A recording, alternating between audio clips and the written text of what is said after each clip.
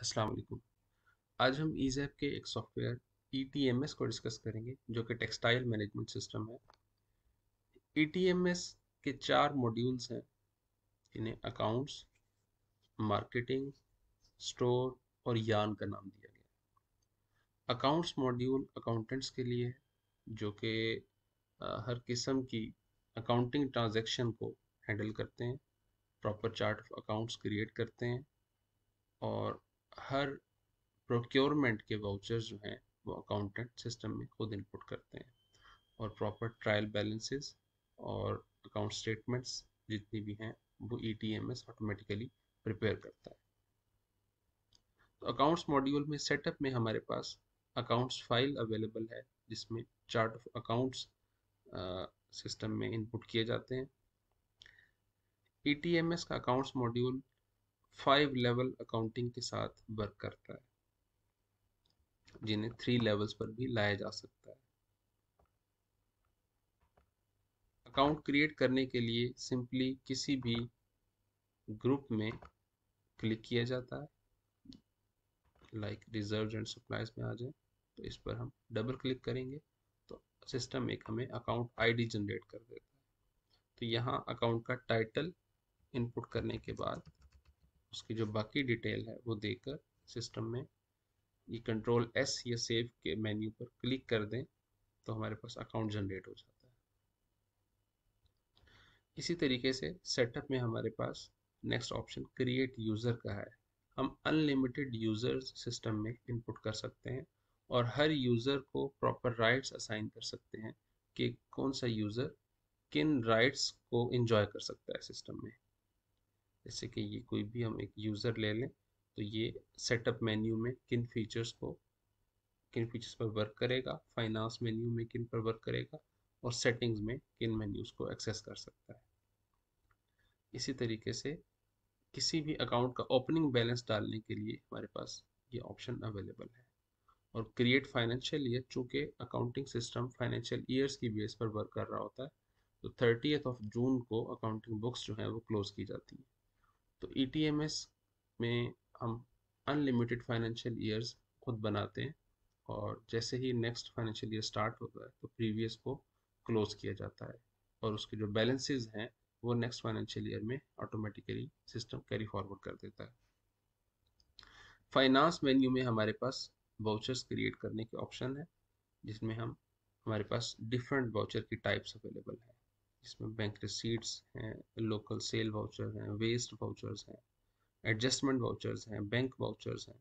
तो हम किसी भी रिस्पेक्टिव टाइप में आने के बाद अपनी जो मंथ है उसको सिलेक्ट करते हैं और जो भी हमने सिस्टम में एंट्री करनी है वो हम यहाँ पर इनपुट करते हैं। किसी भी अकाउंट को सिलेक्ट किया जाता है और जो भी अमाउंट हमने एंटर करनी है करने के बाद अगर वो ऑनलाइन थी तो उसका जो मोड है वो ऑनलाइन सेलेक्ट कर लें और ऑनलाइन नंबर इनपुट करके और किस डेट को ये किया गया वो ट्रांजैक्शन डेट हम यहाँ इनपुट कर सकते हैं और डिटेल देने के बाद हम इसको एंटर कर देते हैं। चूँकि ETMS accounting system double entry accounting system है तो इसमें हम सेकंड अकाउंट भी जो है उसको भी एंट्री किया करते हैं और इस तरीके से जो वाउचर है उसको सेव कर देते हैं और इसका प्रिंट आउट जो है वो सिस्टम ऑटोमेटिकली प्रिंट कर देता है और उस पर अकाउंटेंट और जो भी रिस्पेक्टिव मेंबर्स हैं वो साइन करते हैं और उसको डॉक्यूमेंट का पार्ट बना लिया जाता है। नेक्स्ट हमारे पास अगर हमने अपने जो वाउचर्स हैं उनको बैच में प्रिंट करना हो, like voucher number 1 to 100 adjustment general voucher जो है इनको प्रिंट करने की कमांड दे दें तो वो ऑटोमेटिकली सिस्टम उन सारे वाउचर्स को प्रिंट कर देता है। या हम डेट वाइज भी इकट्ठे वाउचर्स प्रिंट कर सकते हैं। इसी तरीके से हमारे पास चार्ट ऑफ अकाउंट्स देखना चाहें तो वो हमारे पास ये रिपोर्ट अवेलेबल है जिसमें सारा चार्ट ऑफ अकाउंट जो है वो अपनी प्रॉपर डिटेल के साथ हमारे पास अवेलेबल होता है।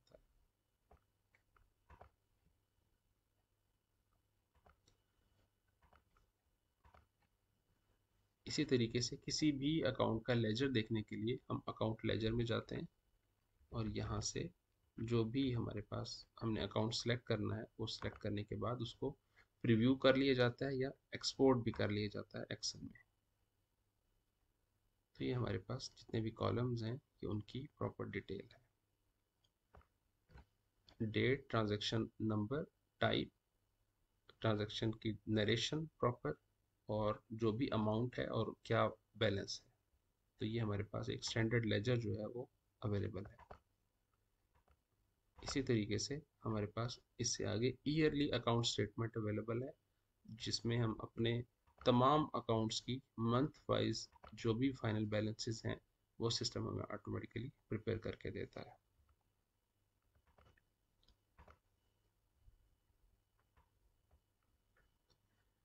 सबसे पहले हेड ऑफिस अकाउंट है, तो इसमें क्या ट्रांजैक्शन हमारे पास डेबिट की है और क्या क्रेडिट की है और फाइनल बैलेंस क्या है। इसी तरीके से नेक्स्ट मंथ अगस्त में क्या ट्रांजैक्शन हुई, और ये एंड में हमारे पास जो भी total for the whole year हमारे पास क्या बैलेंस चल रहा है, ये उसकी प्रॉपर डिटेल है। ये हर अकाउंट के साथ हमारे पास ये सारी डिटेल अवेलेबल है।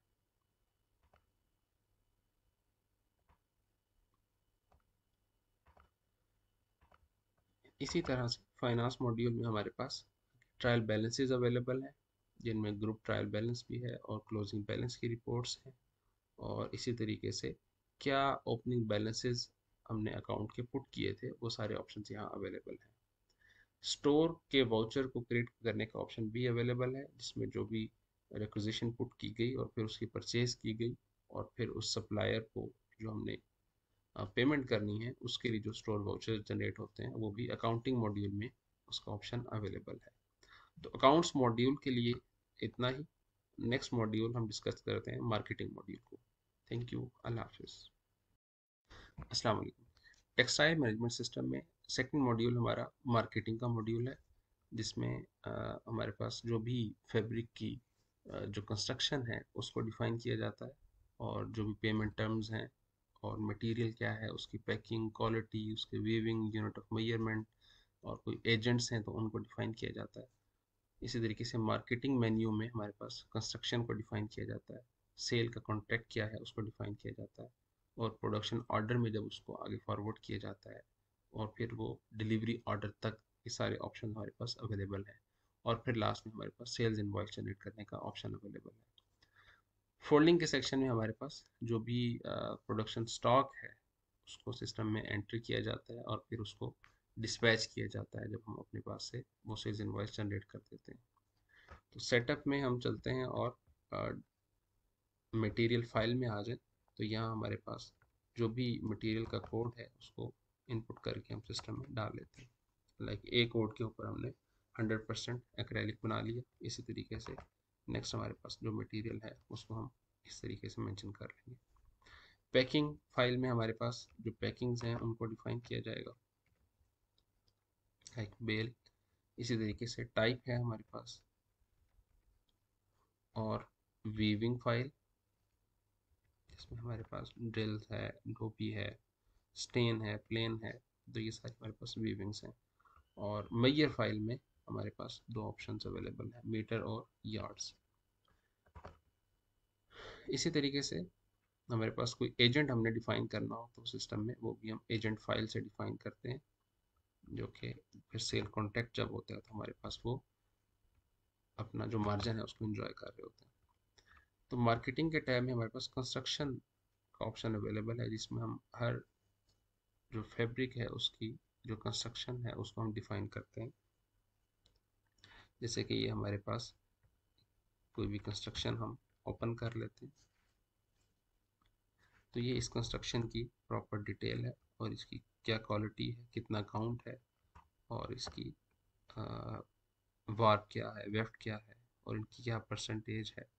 तो ये सारी चीज़ें इनके काउंट के साथ, इनके टाइप क्या है, रेशो क्या है, तो इसके साथ हम एक प्रॉपर जो फैब्रिक की कंस्ट्रक्शन है उनको हम यहाँ पर डिज़ाइन करते हैं। और फिर कंस्ट्रक्शन डिज़ाइन होने के बाद फिर हमारे पास सेल कॉन्ट्रैक्ट जनरेट होता है। तो सेल कॉन्ट्रैक्ट में ये लास्ट जो कॉन्ट्रैक्ट है कोई भी वो ओपन हो जाता है, इसमें एक कोड होता है, डेट क्या है और ये किस पार्टी के साथ हमारा ये कॉन्ट्रैक्ट हुआ, और इसमें कोई एजेंट इन्वॉल्व है तो उसकी क्या परसेंट है, और इसी तरीके से जो भी कंस्ट्रक्शन है उसको सिलेक्ट किया जाता है, उसकी पेमेंट टर्म्स क्या होंगी, क्योंकि पेमेंट टर्म्स हमारे पास सिस्टम में डिफ़ाइन की जा सकती हैं। इसी तरीके से डिलीवरी टर्म्स भी डिफ़ाइन की जाती हैं, और क्या क्वांटिटी है, कितना रेट है, और क्या उसकी लेंथ है, कितनी वैल्यू है। तो ये एक प्रॉपर सेल कॉन्ट्रैक्ट जो है वो सिस्टम में डिज़ाइन किया जाता है, और फिर इसका प्रिंट आउट भी जो है वो इस तरीके से हमारे पास अवेलेबल होता है। नेक्स्ट हमारे पास किसी भी कॉन्ट्रैक्ट को हम क्लोज करना चाहें, कोई उसकी कुछ क्वांटिटी में प्लस माइनस है, तो वो हम एक्सप्लिसिटली यहाँ से क्लोज भी कर सकते हैं, ताकि वो सेल कॉन्ट्रैक्ट आगे फर्दर डिलीवरी ऑर्डर्स के लिए हमें शो ना हो। प्रोडक्शन ऑर्डर का ऑप्शन हमारे पास अवेलेबल है। कॉन्ट्रैक्ट जब हो जाता है तो फिर हम जब वो प्रोडक्शन में भेजते हैं तो अपनी उसी कॉन्ट्रैक्ट को, सेल्स कॉन्ट्रैक्ट को पिक करते हैं, और उसकी जो भी बुक्ड क्वालिटी क्या है और प्रोडक्शन क्वालिटी हमने क्या रखनी है, इन चीज़ों को इनपुट करके हम फॉरवर्ड कर देते हैं। इसी तरीके से जब डिलीवरी ऑर्डर बनाया जाता है तो डिलीवरी ऑर्डर भी जो है वो, उसका ऑप्शन हमारे पास यहाँ अवेलेबल है, और वो जो भी लास्ट हमारा डिलीवरी ऑर्डर बना है ये उसकी डिटेल है, किस पार्टी का था, और उसमें क्या क्या चीज़ें हमारे पास, कौन कौन से कॉन्ट्रैक्ट थे जिनको हमने कितनी कितनी क्वांटिटी में डिलीवर किया है। तो ये उस डिलीवरी की प्रॉपर डिटेल है, और इसी को प्रिंट भी किया जाता है ताकि डॉक्यूमेंट का पार्ट भी बनाया जा सके।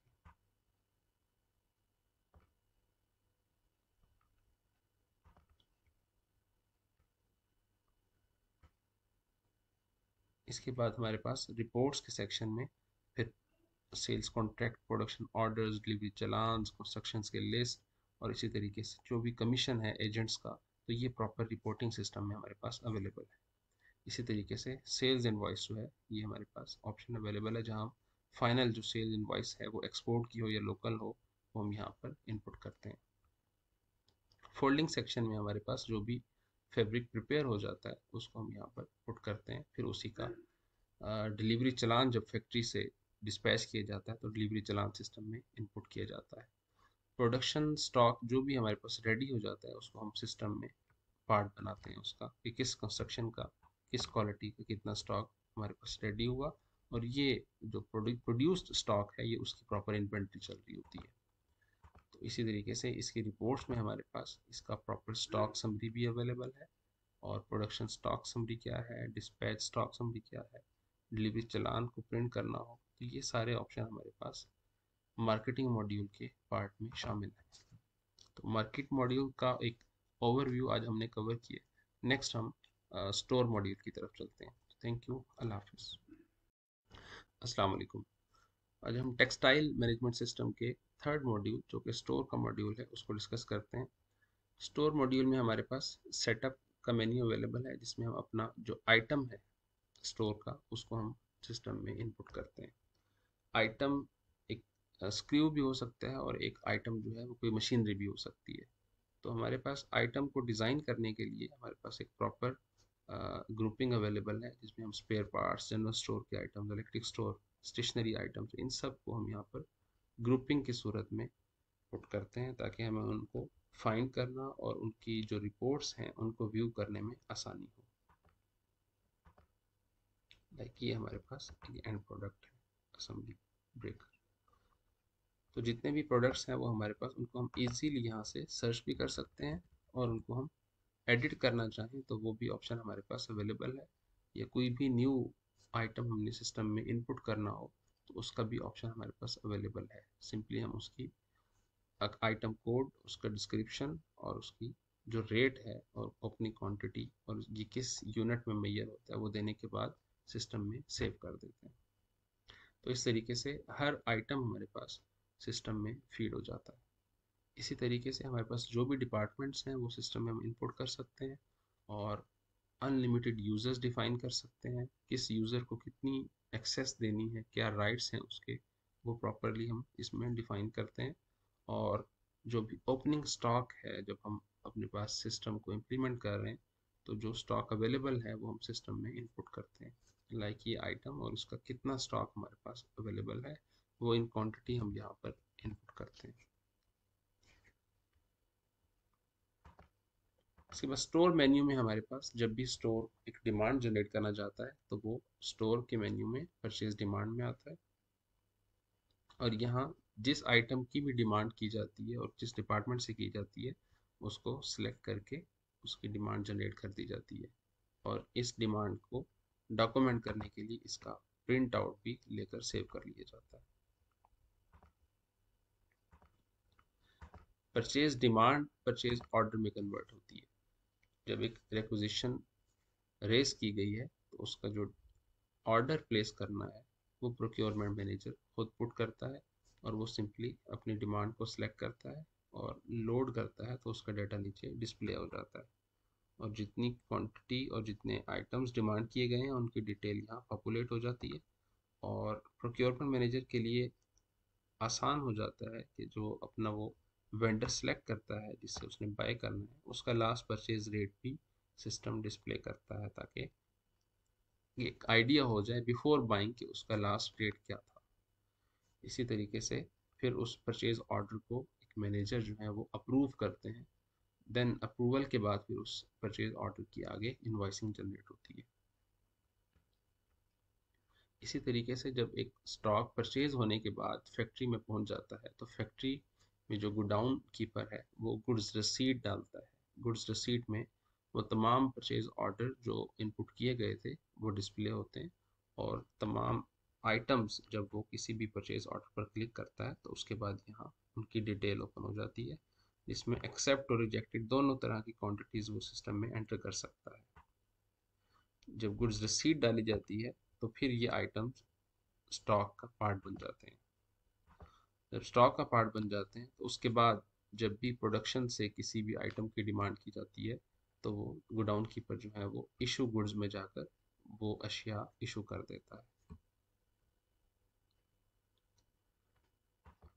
इसी तरीके से स्टोर की डिटेल रिपोर्ट्स हमारे पास अवेलेबल हैं, जिनमें आइटम लिस्ट है, गुड्स रिसीट्स की समरी है, डिटेल है, और इशुएंस क्या की गई, स्टॉक की क्या रिपोर्ट्स हैं, स्टॉक मूवमेंट समरी क्या है, किसी भी एक आइटम का लेजर क्या है, स्लो मूविंग आइटम्स कौन से हैं, और आइटम के रेट अगर रिवाइज किए गए थे उनकी हिस्ट्री क्या है।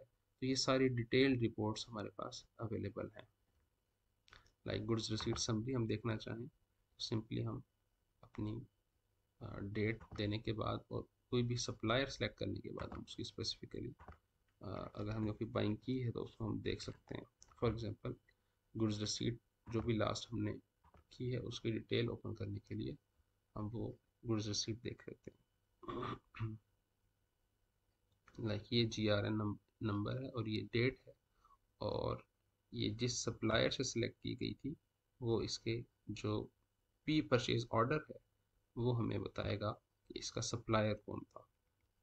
लाइक 872 परचेज ऑर्डर नंबर है, तो इससे हम इसके सप्लायर को देख लेंगे।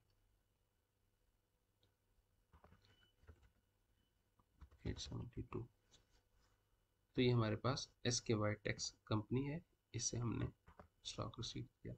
तो इसकी रिपोर्ट देखने के लिए हम वापस चलते हैं और गुड्स रिसीव समरी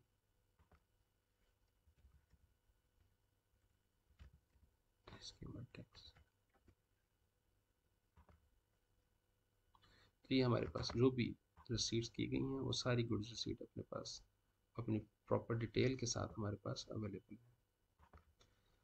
इसी तरीके से जो भी हमारे पास स्टॉक अवेलेबल है स्टॉक की भी प्रॉपर रिपोर्ट अवेलेबल है, जिसमें हम अपने आइटम्स को सिलेक्ट करने के बाद स्पेसिफिक रेंज के आइटम्स की स्टॉक भी देख सकते हैं।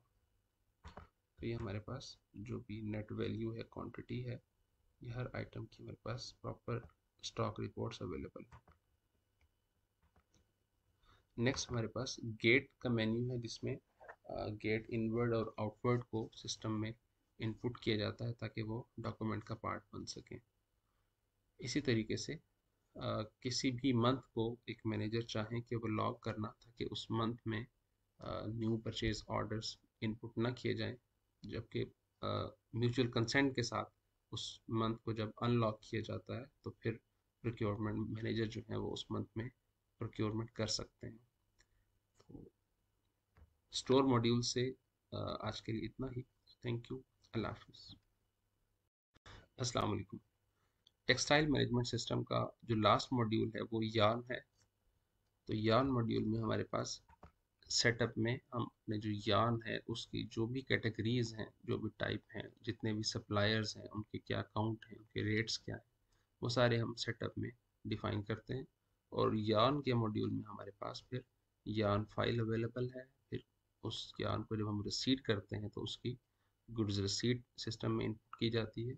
इसी तरीके से इशू गुड्स, जब हम यार्न सप्लाई कर रहे होते हैं, इशू कर रहे होते हैं, तो उसको हम सिस्टम में इशू गुड्स के ऑप्शन में इंपुट करते हैं। इसी तरीके से अगर वो रिटर्न हो जाती है गुड्स, तो उसको इशू गुड्स रिटर्न में डालते हैं, गुड्स रिटर्न टू पार्टी। और फिर अगर हम सेल करते हैं यार्न को, तो वो ऑप्शन भी हमारे पास अवेलेबल है। तो सेटअप में चलते हैं और यार्न ब्लेंड फाइल में आ जाएं, तो यहाँ हमारे पास ऑप्शन जो अवेलेबल हैं उनमें एक्रेलिक है और मल्टीपल ऑप्शंस अवेलेबल हैं। हम जितने भी मज़ीद ब्लेंड्स भी डालना चाहें तो वो भी हम सिस्टम में इनपुट कर सकते हैं। इसी तरीके से टाइप में हमारे पास like C D लाइनन, C T C F लाइनन, तो ये सारी हमारे पास टाइप हैं। इनको हम सिस्टम में इनपुट भी कर सकते हैं न्यू, और प्रीवियस को एडिट भी कर सकते हैं। मैयर फाइल में आ जाए तो यहाँ दो ऑप्शन हमारे पास अवेलेबल हैं, एल बी एस और के जी एस। तो सेटअप में हम इन सारी चीज़ों को इनपुट कर सकते हैं। न्यू सप्लायर बनाने के लिए भी हम सेटअप में सप्लायर फाइल में आते हैं, और जो भी सप्लायर हम क्रिएट करना चाहें, प्रीवियस को हम ओपन भी कर सकते हैं, और न्यू सप्लायर क्रिएट करने के लिए हम न्यू प्रेस करते हैं और डिटेल इनपुट करके सप्लायर क्रिएट कर लेते हैं। इसी तरीके से अनलिमिटेड यूज़र सिस्टम में डाले जा सकते हैं, और किस यूज़र को कितना एक्सेस होगा वो हम असाइन राइट से उस यूज़र को असाइन कर सकते हैं। नेक्स्ट मेन्यू यार्न मेन्यू है, जिसमें यार्न फाइल अवेलेबल है, जो कि अपनी प्रॉपर डिटेल के साथ यार्न को डिफाइन करती है। इसमें कितनी रेशो कॉटन की है, कितनी डेनियर की है, और क्या उसकी मज़ीद डिटेल्स हैं, ये सारी यहाँ पर इनपुट करके एक यार्न को डिफाइन किया जाता है। जब यार्न को बाय किया जाता है तो उसके बाद इसकी गुड्स रसीद डाली जाती है। गुड्स रसीद के ऑप्शन में हमारे पास जो भी अभी लास्ट एक गुड्स रसीद डाली गई है, ये उसकी डिटेल है, ये कौन सा यार्न था, कितनी क्वांटिटी में, कितने बैग्स थे और क्या रेट था, और ये किस सप्लायर से बाय किया गया, वो डिटेल भी हमारे पास अवेलेबल है। इसी तरीके से जब इशू किया जाता है इस यार्न को, तो इशू गुड्स की स्क्रीन में वापस हम आते हैं, और यहाँ पर issue number system automatically generate करता है, और किस सप्लायर का जो यार्न है उसको इशू किया जा रहा है वो सप्लायर सेलेक्ट करके जो भी यार्न है उसको हम जितनी क्वांटिटी में इशू करना है वो हम यहाँ से कर सकते हैं। इसी तरीके से गुड्स रिटर्न हो जाती हैं इशू हुई हुई, तो उसको इशू गुड्स रिटर्न में डाला जाता है। इसी तरीके से गुड्स रिटर्न टू पार्टी का ऑप्शन अवेलेबल है, और हमारे पास सेल फाइल का ऑप्शन अवेलेबल है। अगर हम अपनी यार्न को सेल करते हैं किसी कस्टमर को, तो उसमें हमारे पास पार्टी को सिलेक्ट किया जाता है जिसको सेल किया जा रहा है, और सप्लायर जिस सप्लायर का यार्न सेल किया जा रहा है, उसके बाद यार्न सेलेक्ट किया जाता है, उसकी क्वांटिटी दी जाती है, और बैग सिस्टम ऑटोमेटिकली कैलकुलेट कर लेता है।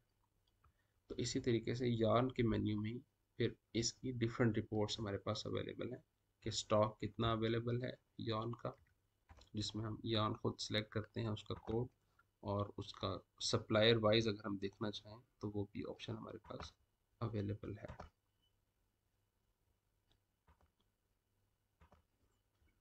लाइक ये हमारे पास सप्लायर है, और ये आगे उनकी यार्न की डिस्क्रिप्शन, और वो कितनी हमारे पास ओपनिंग बैलेंस था, कितना रिसीट किया गया, और कितना इशू किया गया, और हमारे पास क्लोजिंग बैलेंस इस वक्त क्या है, इन बैग्स भी और एलबीएस भी। तो इसी तरीके से यार्न में हमारे पास मज़ीद गुड्स रिसीट कितनी की गई और इशू गुड्स क्या क्या की गई, उन सब की प्रॉपर डिटेल हमारे पास अवेलेबल होती है।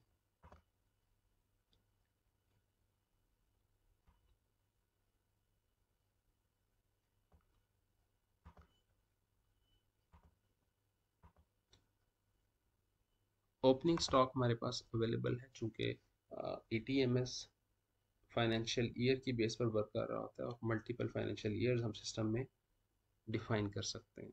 तो जब भी एक ईयर को क्लोज किया जाता है और नेक्स्ट फाइनेंशियल ईयर सिस्टम में रिज्यूम किया जाता है या इनपुट किया जाता है, तो उसके बाद ओपनिंग स्टॉक सिस्टम ऑटोमेटिकली जो है वो कैरी फॉरवर्ड कर लेता है। तो ओपनिंग स्टॉक की जो स्क्रीन है वो इस पर्पज़ के लिए यूज़ की जाती है। तो ETMS के 4 मॉड्यूल्स हमने कवर कर ली हैं।